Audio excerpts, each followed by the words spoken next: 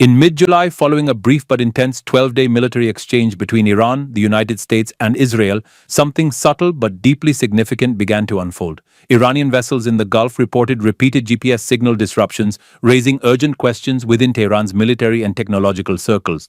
And while the world focused on missile strikes and targeted assassinations, Iran quietly began moving away from US-controlled satellite navigation altogether. The Deputy Communications Minister, Ehsan Chitsaz, announced that Iran was seeking alternatives to the American GPS system. His statement named China's BeiDou as a promising replacement, and with that, the world took notice. This wasn't just a tactical recalibration, it was a political message, a declaration that the era of blind reliance on Western infrastructure, from communications to positioning systems, was over. The conflict exposed a series of vulnerabilities. Iran wasn't just losing satellites. Its top commanders and nuclear scientists were being assassinated, and many in Tehran believed the targets were tracked through their phones. In the middle of the fighting, authorities warned citizens to delete WhatsApp, the popular US-based messaging app. Though no explicit link was confirmed, the timing left little to the imagination. It turns out they might have had a point. Investigations into Israel's AI targeting systems suggest they are fed not just battlefield data, but also social media and communications metadata, often gleaned from apps like WhatsApp. And just weeks later, even the US House of Representatives moved to ban WhatsApp on official devices. Coincidence? Maybe not. For Iran, these revelations confirmed what many governments have long suspected.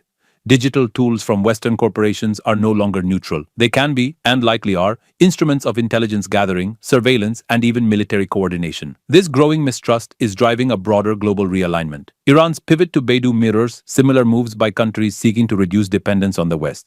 Russia has GLONASS, Europe has Galileo, and China's Belt and Road Initiative is stitching these alternative systems into a coherent global network, one that challenges American technological hegemony head-on.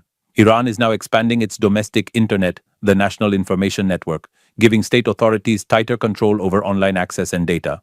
It's a move that mirrors China's Great Firewall, and it's aimed squarely at reducing exposure to foreign cyber influence. But the real significance lies in the partnership between Iran and China.